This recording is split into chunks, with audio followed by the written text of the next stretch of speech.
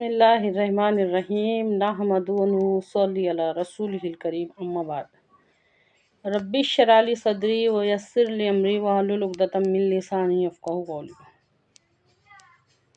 وہ کام جس کو ہم ایک دم معمولی سمجھتے ہیں، وہ بات جس کو ہم ایک دم معمولی سمجھتے ہیں، خود غرضی، اچھی طرح سے سمجھیے اس کو۔ خود غرضی ایک ایسا عمل ہے، خود غرضی مطلب اپنا دیکھنا، مطلب پرستی۔ آج ہم ہر کوئی یہ سمجھتا کہ صحیح تو ہے نا، صحیح ہے، اس میں بڑی بات کیا ہے، اس میں غلط کیا ہے؟ غور کیجیے اس بات میں۔ خود غرضی ایک ایسا عمل ہے جو ہمارے اندر بھلائی کے جذبات رہتا، ہمارے اندر جو بھلائی کے جذبات ہوتے ہیں ان کا اندر ہی اندر گلا گھوٹ دیتا ہے، گلا گھوٹ دیتا ہے۔ گلا گھوٹنے کا مطلب تو آپ لوگوں کو اچھی طرح سے سمجھتا ہوں نا۔ خود غرضی ایک ایسا عمل ہے جو ہمارے اندر دوسروں کے واسطے پلنے والے بھلائی کے جذبات کا اندر ہی اندر گلا گھوٹ دیتے ہیں۔ چاہے آپ اسے کوئی بیماری کہیں یا پھر دو دھاری ایسی تلوار جو کہ اسلام کے تعلیمات کے خلاف ہے، اسلام کی تعلیمات کو کاٹ دیتے ہیں۔ اچھی طرح سے سمجھے اس بات کو، یہ معمولی بات نہیں ہے۔ اگر انسان اپنے ایک کھول کے اندر سمٹ جائے گا تو وہ باہر دوسروں کے بارے میں سوچیں گا کیوں؟ یہ خود غرضی ایک ایسا عمل ہے جو ہم کو بالکل بھی دوسروں کے بارے میں سوچنے نہیں دیں گی۔ ایک طرف یہ بات کو رکھو اور ایک طرف اسلامی تعلیمات کو رکھو۔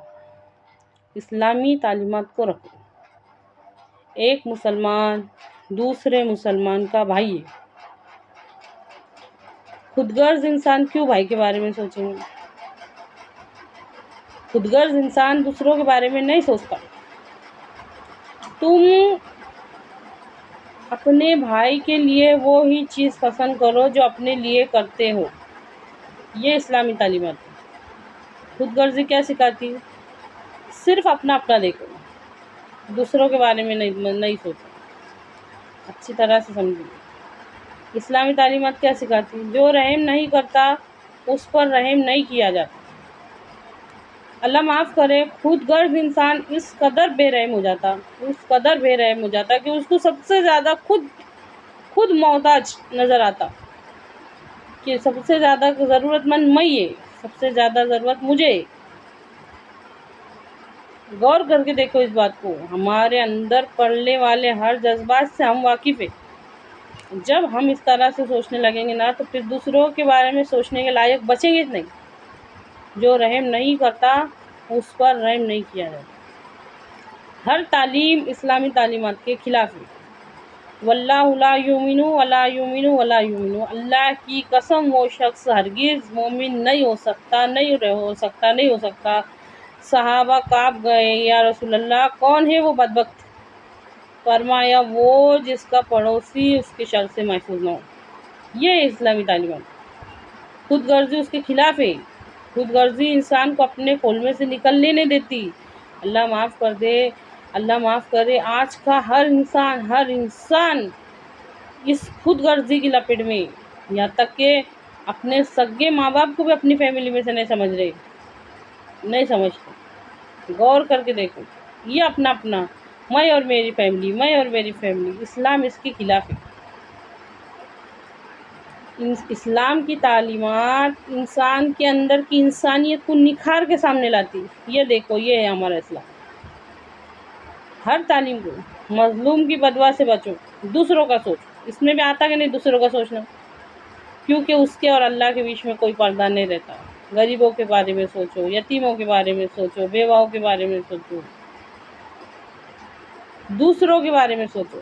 ہمارے نبی صلی اللہ علیہ وسلم پورے دن بھر دین کا کام کرتے تھے، دین سکھاتے تھے، دین سمجھاتے تھے، دین کا کام کرتے تھے، اور رات کو اللہ کی عبادت میں کھڑے رہتے تھے۔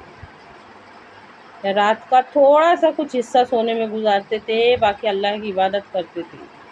ہمارے دین نے ہم کو خود غرضی نہیں سکھائی، اچھی طرح سے سمجھے اس بات، اور ہم اس کو نا ایک دم معمولی گناہ سمجھتے۔ معمولی کیا، ہم تو اس کو گناہ ہی نہیں سمجھتے۔ خود غرضی یہ تو اپنا حق ہے، یہ تو صحیح ہے نا، اگر میں اپنے آپ کا نہیں سوچوں گا تو کون سوچوں گا؟ نہیں، ایمانی تعلیمات اور اسلامی تعلیمات اس کے خلاف ہے۔ اللہ بہت بڑا ہے، اللہ کے بھروسے پہ آج کا ہر انسان اس قدر خود غرض ہو گیا ہے، اس قدر خود غرض ہو گیا، اللہ معاف کرے، کہ ہر کوئی اپنے اپنے چکر میں اپنے اپنے پاس سمیٹنے میں لگا ہوا ہے، اور وہ ایک کھول میں سمٹ